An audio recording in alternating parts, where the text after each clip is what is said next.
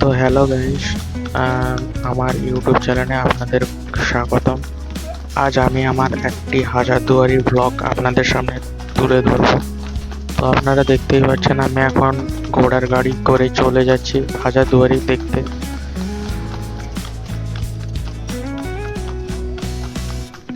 তো আমরা হাজারদুয়ারি ইতিমধ্যেই চলে এসেছি ঘোড়ার সফর সেরে।